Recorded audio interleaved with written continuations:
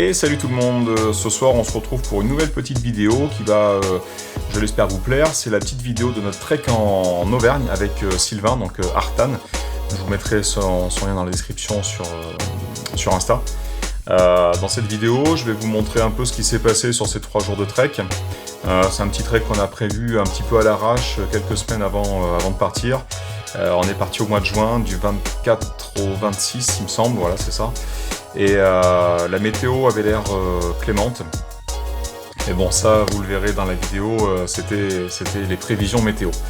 Voilà, bon, allez, on est parti. Je vous montre du début jusqu'à la préparation de mon sac, jusqu'à la fin, au retour en fait, avec les petites photos tout au long de la vidéo, les petites vidéos de l'ascension et autres, les coups durs, etc., etc. Allez, go, c'est parti!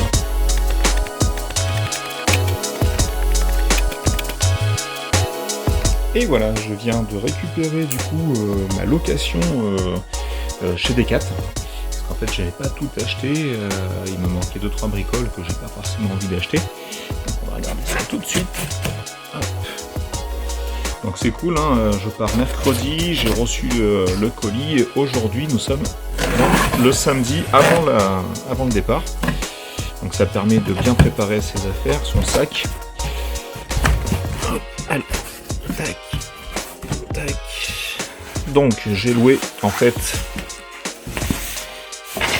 2 sacs de marche, deux sacs de marche, autant pour moi. Donc 2 bâtons de marche, les MH500. Donc on verra si c'est utile ou pas. Bon, ils ont déjà servi, hein, en même temps c'est normal, c'est de la loc. On voit les pointes qui ont déjà été utilisées, mais bon ça c'est pas gênant. Et avec j'ai loué 2-3 autres bricoles. Donc j'ai loué dans un premier temps un tout petit truc tout con mais qui sert bien. C'est pour pouvoir s'asseoir en fait par terre sans avoir les effets du froid ou l'humidité qui remonte quand on est assis. Enfin, c'est pas grand chose, hein, ça pèse rien, donc c'est pas gênant. Alors ça c'est le petit sac de soie en fait pour mettre dans le sac de couchage. Donc je vais voir, je vais peut-être le laver au final. A priori, normalement, ils sont déjà lavés, mais bon. On n'est jamais trop prudent, on va peut-être y mettre un petit coup. Ça, c'est... C'est le sac de... Enfin, le matelas pneumatique, en fait. Donc en taille L, très bien, impeccable. C'est beaucoup plus light que celui que moi j'ai, parce qu'en fait, il fait 4 fois cette taille-là, je pense. Et bon, on verra à l'utilisation si c'est confortable ou pas. Bon. Je vais l'essayer ce soir, je pense. Et ensuite, j'ai pris du coup un classique. Voilà, le petit sac de couchage ultra light qui fait moins d'1 kg au final. Et surtout un volume de 8 litres. Donc là, il n'est pas compressé, hein, parce qu'il y a moyen encore de le compresser plus. Et bon, bah, écoutez, je vais voir. C'est un 0 degré parce que ils ont que ça en loc pour partir. Je sais pas, ils annoncent un peu plus chaud, donc je vais voir, j'en ai un 10 degrés à la maison que j'avais d'avant. Bon, vous me direz, ça vaut 1€ ou 1,50€ je crois la loc par jour. Donc voilà, je risque pas grand chose non plus. Mais au moins, je l'ai, je vais le prendre avec moi dans la voiture. On verra une fois arrivé sur place si je prends celui-là ou l'autre dans mon sac. Voilà, donc ça c'est cool. Et après, j'ai plus qu'à faire repartir ça. Avec le bon de retour qui est déjà imprimé en fait, hein, voilà, pour faire repartir quand j'ai terminé la rando. Ça c'est cool, bravo Decat, c'est une super bonne démarche.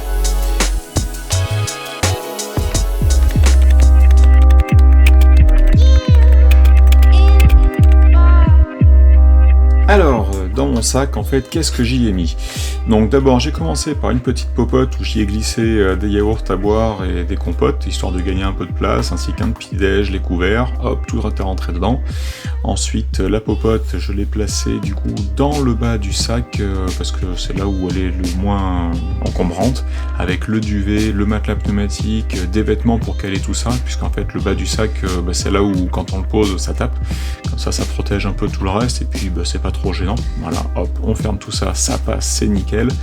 Ensuite, dans la poche du haut, c'est ce qui doit être accessible de suite, donc briquet, crème solaire, lingette, brosse à dents, dentifrice, petit calepin pour noter 2-3 bricoles, la trousse de secours, pardon, la crème solaire encore. Qu'est-ce que j'ai pris? Un petit masque aussi, effectivement, il le fallait. Et puis 2-3 bricoles à prendre avec moi, donc un petit couteau.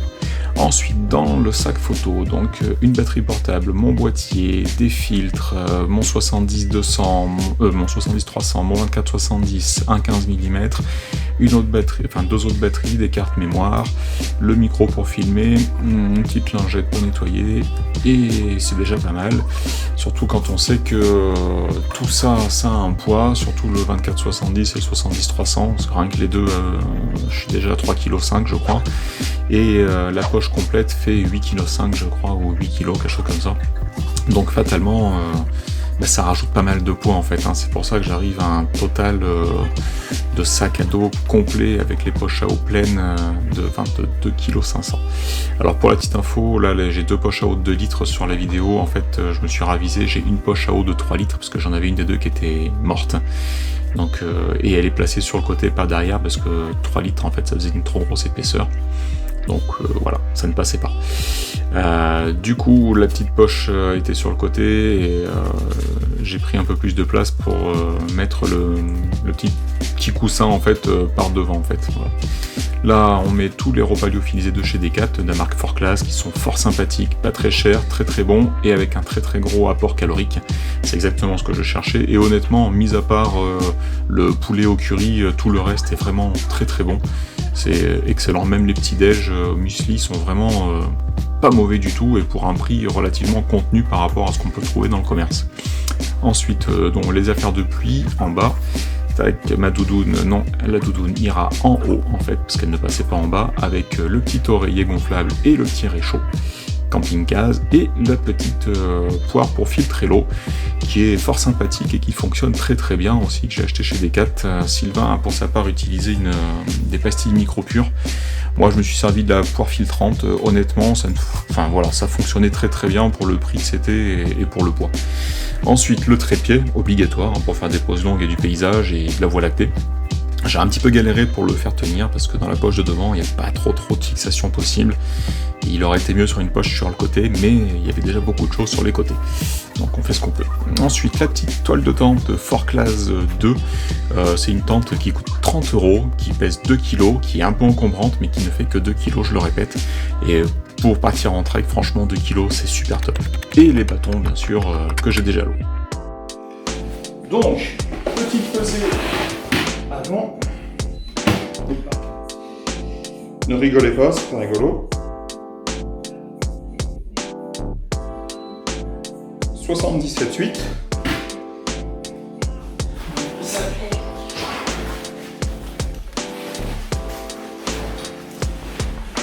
Donc 77,8 avec le sac.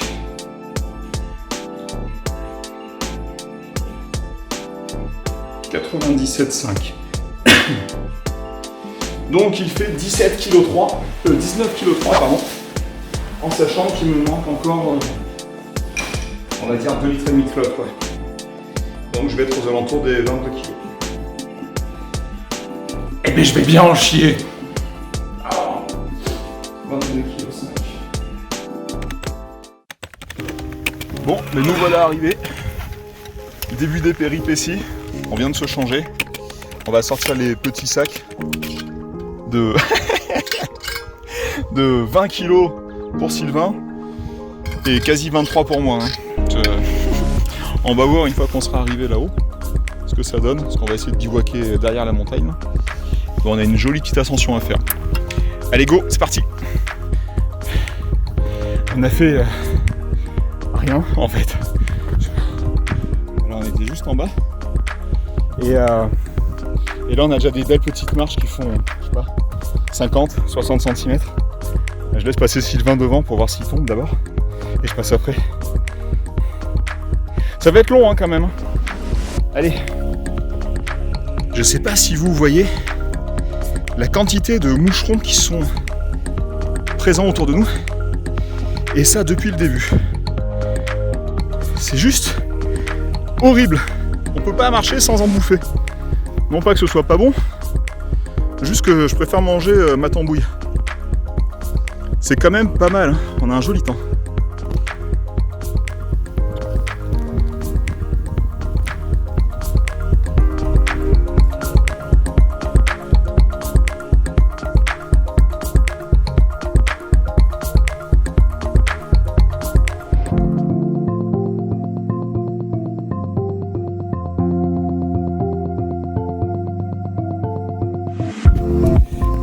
Bon, on a presque fini notre ascension du premier soir et on n'a pas encore trouvé de coin où ronfler quoi. Voilà. Parce que c'est pas super plat et que mais pour poser la toile de tente il faut quand même un minimum. Voilà. Donc comme vous pouvez voir, Sylvain arrête pas de bouffer. On n'a pas encore mangé, il est, je sais pas, il doit être 21h je pense facile. Et on va essayer de trouver un spot pour poser la toile de tente et aussi faire quelques photos du coucher de soleil qui commence à bien taper et poser le bivouac parce que je commence vraiment à avoir la dalle. Et on vient de se voir un joli petit troupeau de mouflons, bien sympathique, c'était bien joli. Allez go, on monte la tente.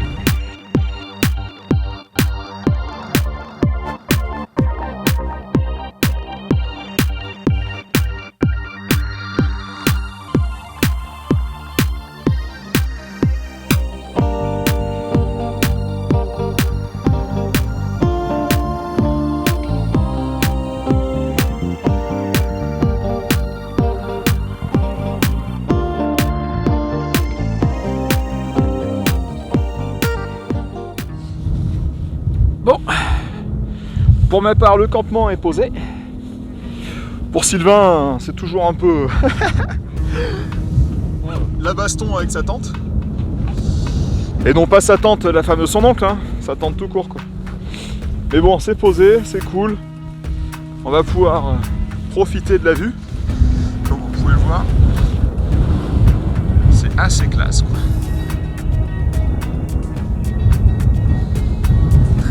Je vais vous faire un petit tour du propriétaire.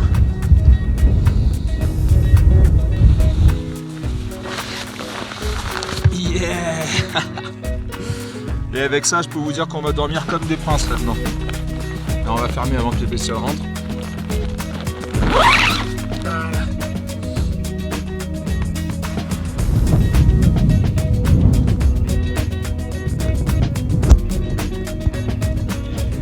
Comme vous pouvez le voir, on a la lune qui sort. Hop, on a la vue sur le Mont d'Or au fond. Et on a ce petit monticule de pierre qui va être sympathique. Voilà, ça y est, Sylvain a fini de monter sa tente.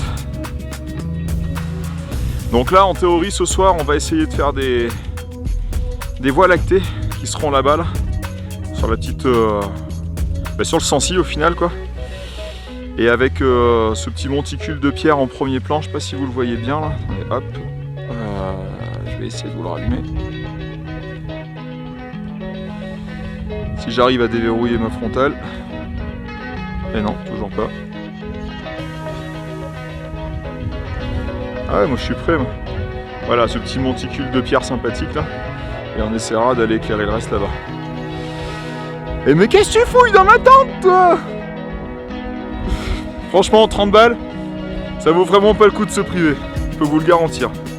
Allez, maintenant on va préparer à bouffer et on va manger parce que je sais pas à quelle heure il est, mais ça commence à tirailler dans mon bidon. Il est... ben je sais pas. 22h30, ah ouais quand même. Ouais, on va s'exciter là. Allez, hop. Et donc là, on est arrivé sur la première soirée où les conditions météo étaient parfaites pour faire normalement une belle voie lactée. Alors comme vous avez pu le voir sur les images juste avant, en fait, il y a juste un joli petit voile brumeux qui était présent. Bon, par chance, en fait, il s'est dégagé, enfin il s'est dissipé, pas totalement, mais bon, ça a permis quand même de faire de belles photos, vous allez le voir juste après. Alors j'ai pas beaucoup filmé pendant cette soirée, parce qu'en fait, et d'une, il faisait froid, on était en train de shooter, parce que Pour ceux qui le savent, une voie lactée ça se fait pas qu'en une seule prise, et pour ceux qui ne le savent pas, en fait, moi je les traite pas en une seule prise, je fais en général une quinzaine de photos pour une seule photo de voie lactée. Et là sur la soirée, entre je dirais 11h et 2h du matin, on a dû faire, j'ai dû faire quoi, 5 ou 6 prises différentes en fait, donc c'est relativement long, et j'ai pas pris le temps de filmer, j'ai juste filmé une toute petite bricole que vous allez voir après, mais qui est plus un avantage du matériel de marque Sony qu'autre chose, pas réellement la prise de vue de la voie lactée. Je vais juste vous montrer les 2 photos de voie lactée que j'ai pu développer jusqu'à maintenant. Voilà, donc c'était une belle soirée sympa, on espérait fortement avoir une deuxième soirée bien dégagée comme celle-ci pour pouvoir shooter depuis le Sancy, mais ça vous le verrez plus tard dans la vidéo, c'est pas forcément comme ça que ça s'est passé.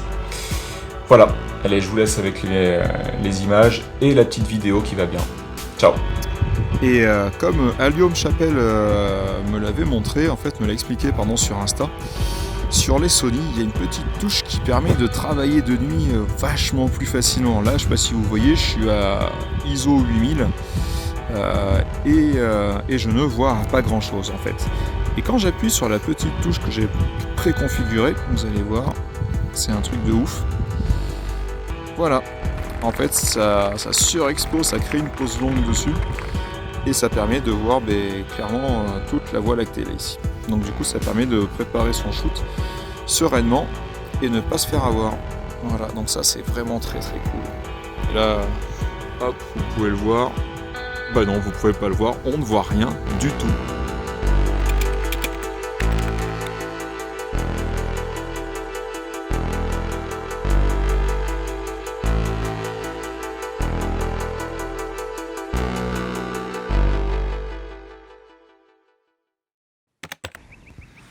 Réveil 5h, 5h30, je ne sais plus. Franchement, la nuit était très courte, mais le réveil en valait largement la peine. Comme vous pouvez le voir, on a eu une magnifique vue avec une jolie petite brume. Alors sur la vidéo, je dis que la brume ne me plaît pas, mais au final, si, c'est assez classe pour faire de belles photos. On n'a pas eu trop froid, il faisait un peu humide le matin, mais c'était vraiment cool. Et franchement, pour un premier réveil, c'était vraiment top, quoi. Rien à voir avec le second qu'on aura dans la suite de nos péripéties. Ah, mais qu'est-ce que c'est que cette bête? Merde! Bon, nous voilà, premier matin. Et ça pique, hein, réveil à 5h, 5h30. Histoire d'avoir les premiers rayons de soleil. Chose faite, hein, on a pu... Oula, excusez-moi, attaqué par les papillons. On a pu choper de belles choses cette nuit et ce matin. Bon, il y a une brume la matinale, là, je sais pas si vous voyez, il y a une grosse brume dégueulasse, mais c'est pas grave, ça permet d'avoir de belles choses quand même. Et puis en fait on a mal partout déjà, alors qu'on a fait que 3 km hier au soir. Mais bon, c'est pas grave, ça va. Faut que ça se chauffe un petit peu, puis après ça ira mieux, quoi, je pense. Enfin, j'espère, on verra bien. Mais en tout cas, ça ne nous empêche pas de faire de belles photos. On va faire notre petit déj peinard et on va remballer un peu tout le matos parce que là, on a encore toutes les tentes qui sont déballées. Parce que on s'est réveillé en urgence là, pour faire les photos. Mais bon, quand on se couche à quasiment 2h avec le réveil à 5h30, je peux vous garantir que ça pique. Surtout quand on sait qu'on a 16 ou 17 bornes à faire derrière pour passer derrière cette montagne là et piquer vers le Sancy. En fait, le but c'est d'arriver après le Sancy ce soir. Donc ouais, il faut pas qu'on rigole.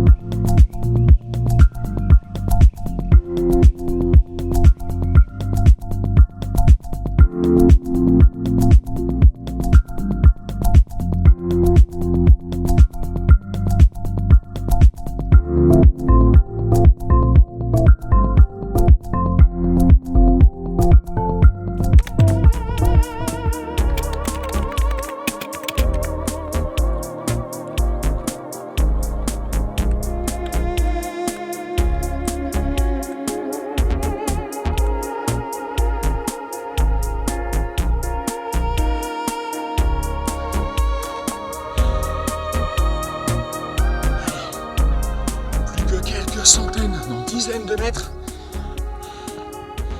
Et nous arriverons au sommet du 3e col.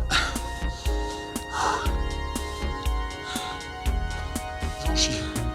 Et j'ai beau être matinal, j'ai mal. Puis je vous cache pas que les 23 kilos du sac, ouais, je les sens en fait. Et le matos photo et vidéo que je porte là à bout de bras, si vous ne voyez pas, mais en fait je porte le trépied avec la cam. Ça aussi je le sens.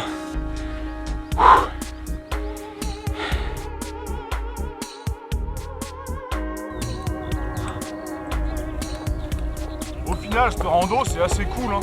Pépère, ça monte pas, c'est tranquille, c'est ouais, pépère.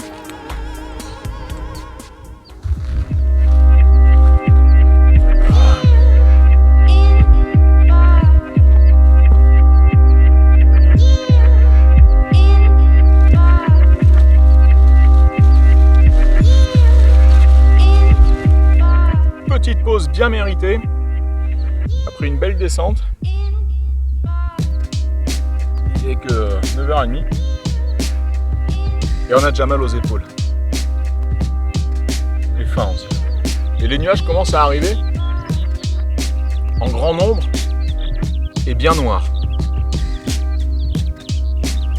Ça promet une belle nuit. En fait, ça ne paraît pas comme ça, mais l'inquiétude commençait à vraiment arriver fortement. Là, sur la vidéo, vous voyez le ciel bien beau, bien dégagé, mais en fait, en face de nous, c'était moins joli et les prévisions météo étaient tout aussi inquiétantes. En fait, des gros orages étaient annoncés pour la nuit, tout comme il y avait sur quasiment tout le territoire d'ailleurs, mais bon, vu le ciel qu'on avait, on pensait que c'était bon.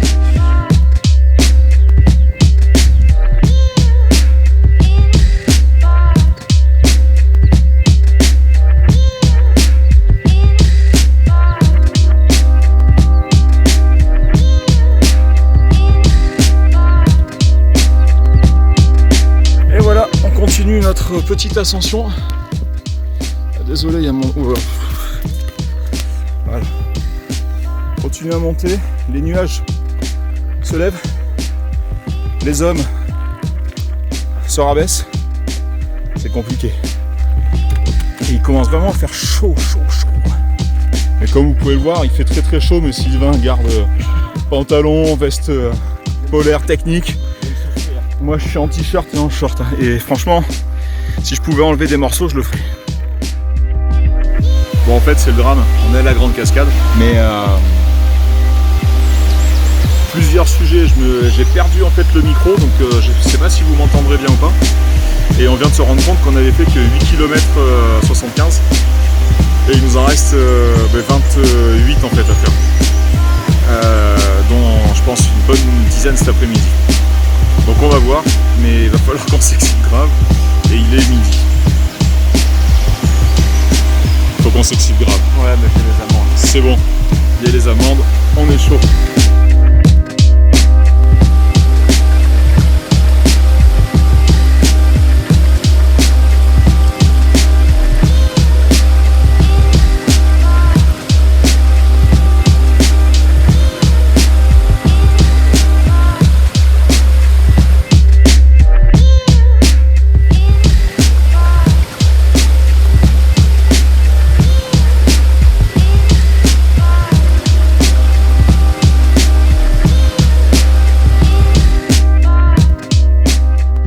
Après un grand moment d'hésitation, on est parti à continuer l'excursion. On n'ira pas jusqu'au Sancy parce que trop raide et le temps est vraiment trop menaçant pour demain. Ils annoncent de gros orages, donc on va pas tenter le diable. Mais on va quand même monter derrière là. Je sais plus comment ça s'appelle, je mettrai le nom par là. Et on va peut-être bivouaquer là-haut ou bivouaquer plus bas. On va voir comment ça se goupille ce soir. Et comme vous pouvez le voir, Sylvain, il est mort en fait. Voilà, il est décédé. Voilà. Si sa femme regarde, ben, je suis désolé. Voilà.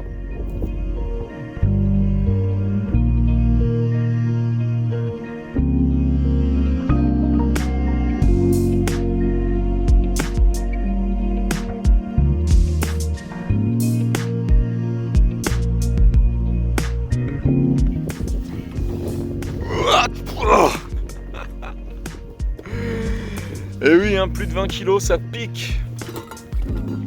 Bon, je dis ça, mais je vais en chier pour mettre le mien. Et voilà, Sylvain arrive après une pénible ascension. C'est dur et c'est dur.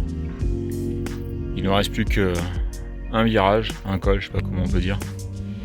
Et ensuite, on est arrivé tout en haut. Il en chie sa race. C'est dur. Mais en même temps, franchement, le paysage en vaut la peine.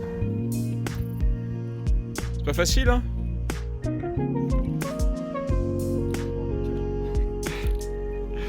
Il y a de beaux cailloux là, sérieux. Ouais. Voilà, ok, ça roule. Moi je dormirai en bas de toute façon.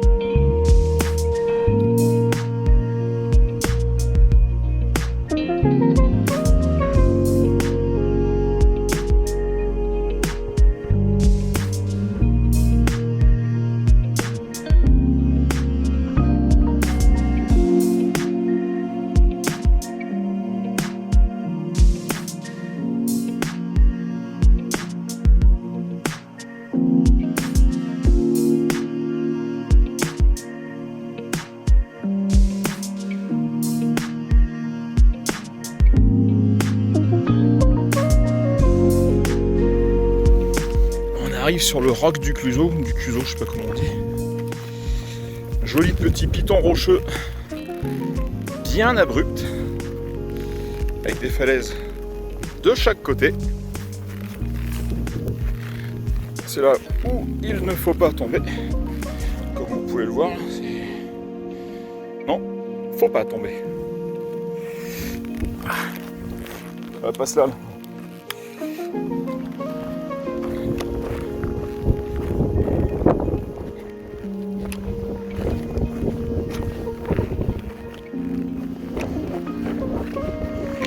Et voilà le petit piton rocheux.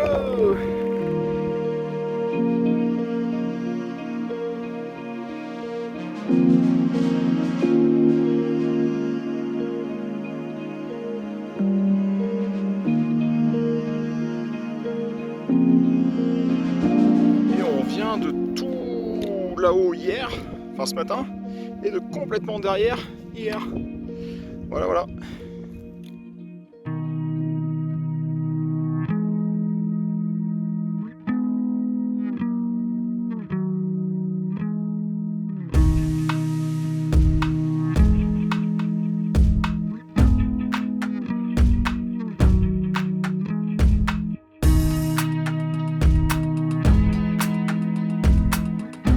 Bon, je ne sais pas si vous m'entendez, j'ai plus de micro parce que je l'ai perdu. Comme vous pouvez le voir, on a un superbe nuage de dingue juste au-dessus de là où on a dormi hier en fait. Bon, c'est pas là où on va dormir ce soir, parce que nous on va dormir par là à peu près là. Et ils annoncent des orages de dingue toute la nuit. Je sais pas si vous voyez, c'est super brumeux, il y a un voile blanc partout. Donc on va voir ce que ça va donner, hein. On va monter la tente, on va prier. Même là-bas, là, il y a une formation nuageuse assez importante là-bas. Mais bon, on va espérer que ça vienne pas jusqu'à chez nous. Là, après tout le reste, c'est dégagé là, sur celle-ci. Donc bon, on va voir, on va prier. Prier pour nous. Allez.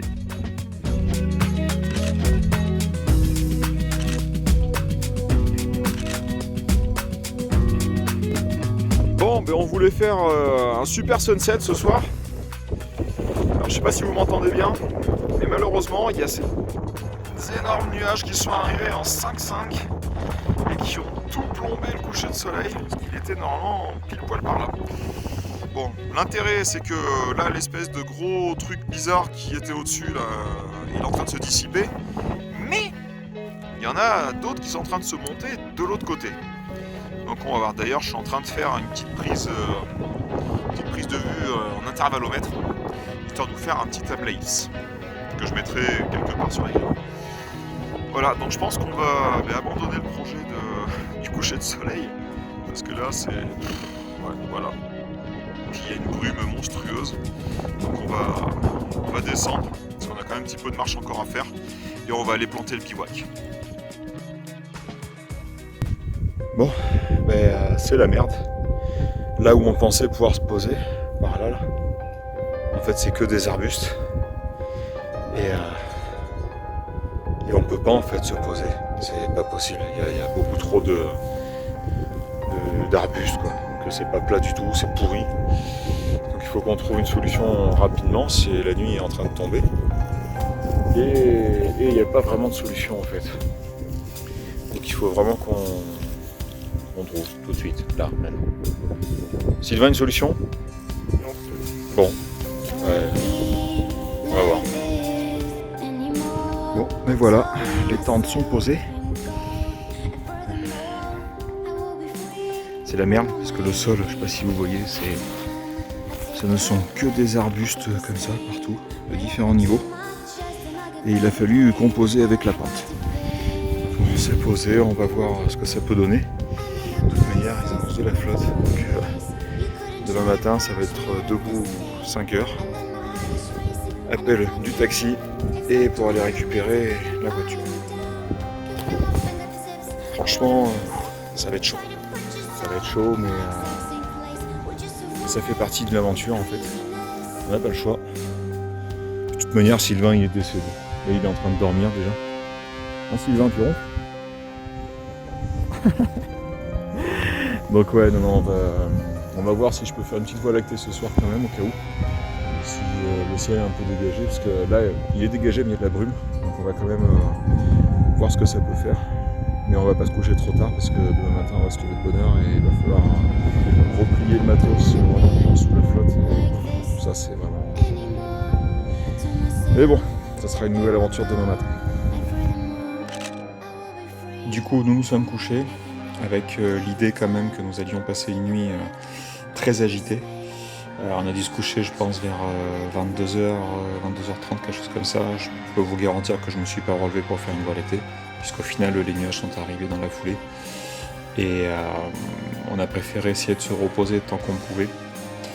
Et c'est à 1h et demie à peu près qu'on s'est fait réveiller tous les deux par un vent glacial qui a refroidi toute l'atmosphère et qui a commencé à secouer les tentes, mais quelque chose vraiment intense qui arrivait d'un seul coup, on s'y attendait pas. Et franchement, ça nous a bien refroidi. Avec Sylvain, je ne sais pas si vous avez vu sur la photo juste avant, on était côte à côte dans les toiles de tente, on était à 2 mètres, peut-être 3 mètres l'un de l'autre. On s'entendait pas. Et on s'envoyait des messages en fait sur le téléphone pour pouvoir communiquer. C'était vraiment chaud. Et par la suite, il y a l'orage qui arrive avec la pluie. Et là, c'était pire. Parce qu'encore, quand il n'y a que du vent, bon, c'est gênant, mais quand il y a la pluie qui arrive, c'était horrible. Je vous laisse profiter de ce super moment.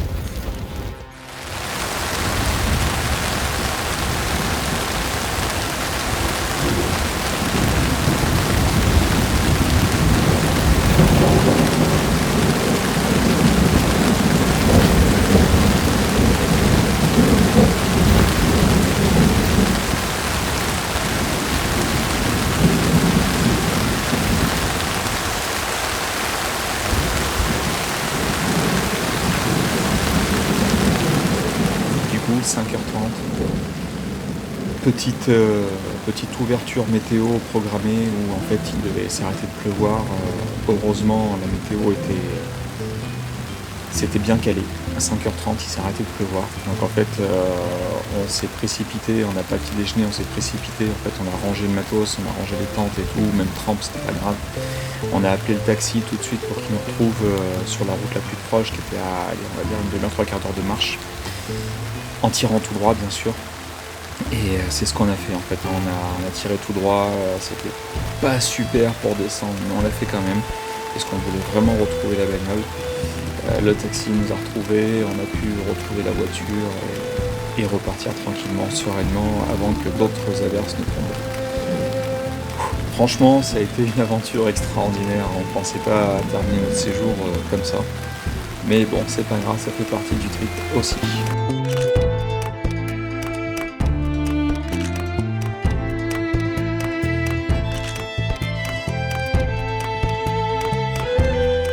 Bon, et nous voilà sortis du taxi. Enfin, on a roulé un petit peu déjà. Comme vous pouvez voir, on s'est changé. Et heureusement qu'il y avait le taxi et qu'on a pu prendre ce créneau horaire là, parce qu'en fait juste après il s'est remis à flotter là-bas.